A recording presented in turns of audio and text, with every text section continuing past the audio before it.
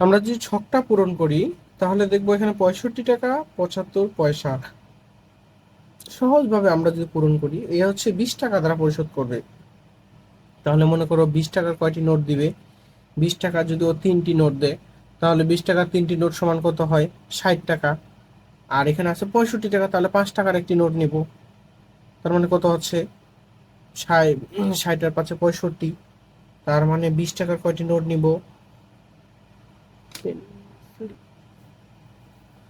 মনে করো কেউ যদি হচ্ছে 2 টাকার নোট সবগুলোই নেয়, সবগুলো 2 টাকার নোট দিয়ে পরিশোধ হবে না। তোমাকে এখানে বলছে যে এগুলো সবগুলো যদি তুমি ব্যবহার করো, তাহলে 2 টাকার তুমি 5টি নিলা, 2 টাকা নিবা 5টি, তাহলে 5টি 2 টাকার নোট সমান 10 টাকা, আরো তোমাকে 55 টাকা পরিশোধ করতে হবে। তাহলে 5 টাকা তুমি একটি নাও, 5 টাকা নিবা একটি। হুম। আর এখানে কত হলো তাহলে? তাহলে তোমার এখানে 5 টাকা, 2 টাকার 5টি নিছো, তাহলে 10 টাকা, আর এখানে 5 টাকার একটি নিছো, মানে 5 টাকা। তার মানে তোমার 15 টাকা হয়ে গেল। আর তোমার 40 টাকা, তোমাকে 50 টাকা পরিশোধ করতে হবে। 50 টাকা দেওয়ার জন্য তুমি 20 টাকার নোট দিতে পারো দুইটি, কারণ দুইটি 20 টাকার নোট সমান কত হবে?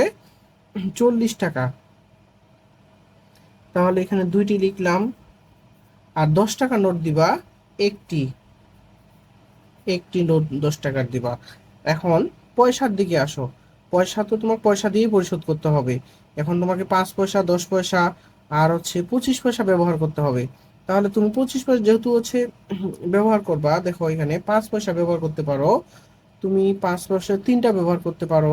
যদি তুমি তিনটি নাও, তাহলে এখানে লিখবা হচ্ছে তিনটি, 5 পয়সা তিনটি সমান সমান 15 পয়সা, এখানে হলো তিনটি। আর এখানে বাকি থাকলো কত পয়সা? 60 পয়সা।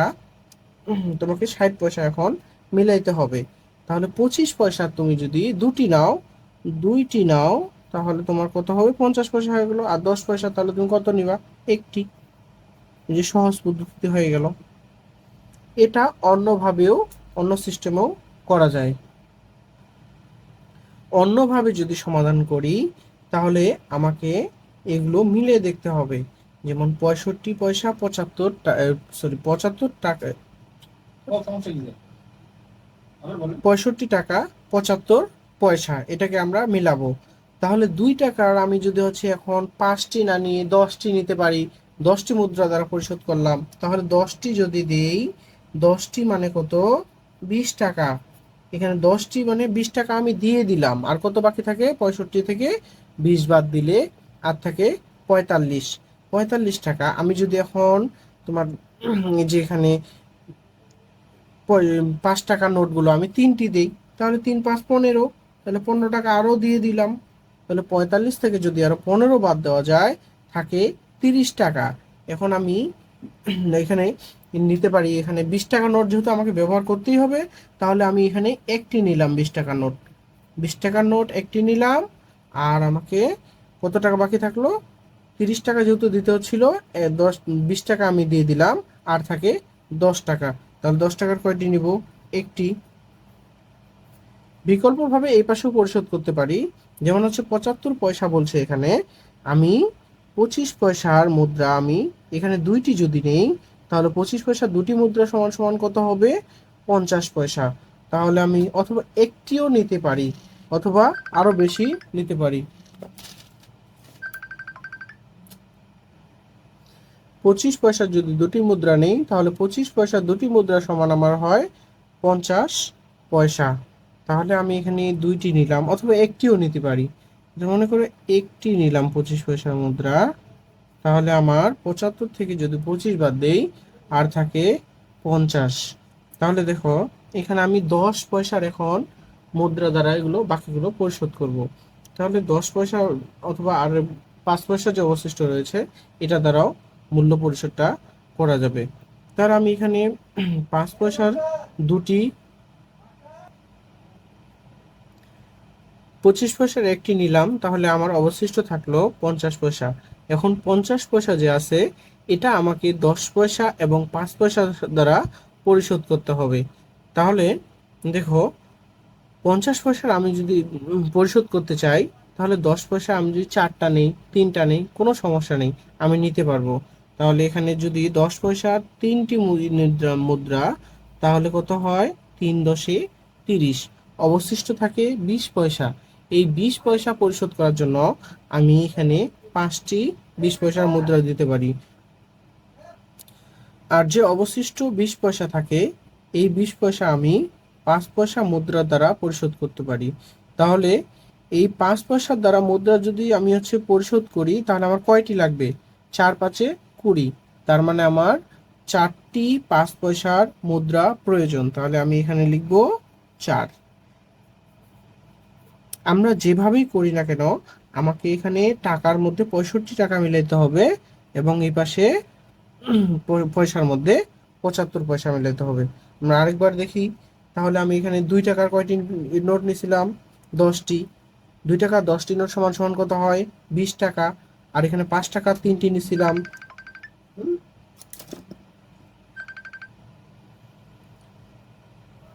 তাহলে আমরা আবার দেখি কিভাবে সমাধান করা যায়, বা কিভাবে সমাধান করছিলাম। তাহলে দেখো এখানে 2 টাকার 10টি নোট নিয়েছিলাম। তাহলে 2 টাকার 10টি নোট সমান 20 টাকা হবে। 5 টাকার 3টি নোট নিছি, মানে 15 টাকা। 20 আর 15 যোগ করলে 35 হয়। 10 টাকার একটি নোট নিছি, তার মানে 35 আর 10 যোগ করলে 45 হয়। 45 আর এখানে 20 টাকার একটি নোট নিছি, তাহলে 20 টাকার একটি নোট যদি নেওয়া হয়, তাহলে 45 আর 20 যোগ করলে কত হবে? 65। এই যে 65 টাকা এখানে মিলে গেছে। এখন পয়সা মিলাইতে হবে।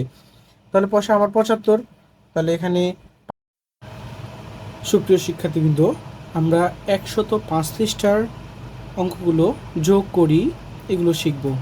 এখানে একটা 2 নম্বরের অঙ্ক ছিল, যোগ করি 150 টাকা 65 পয়সা যোগ 67 টাকা 83 পয়সা। এরকম যদি অঙ্ক আমাকে করতে হয়, তাহলে মনে রাখতে হবে আমি কিভাবে যোগ করব। এখানে আগে পয়সার দিকে আমাকে যোগ করতে হবে। তাহলে পয়সার দিকে যদি যোগ করি, তাহলে এখানে পয়সা লিখতে হবে, পয়সা। আর এইখানে 5 আর 3, এটা স্বাভাবিক যোগ। 5 আর 3 হয় 8 বসবে, 8। আর এখানে হাতে নাই, 6 আর 8 কত হয়? 8, 9, 10, 11, 12, 13, 14।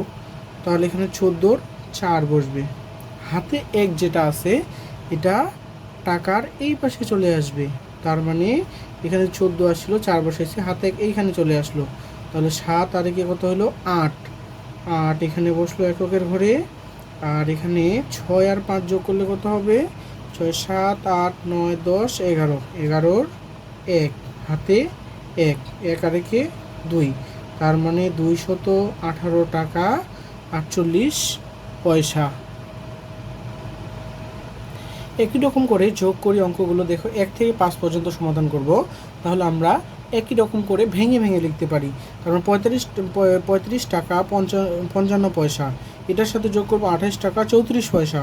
তার মানে 35 টাকার জায়গায় লিখতে হবে 35 টাকা, তারপর লিখতে হবে 55 পয়সা।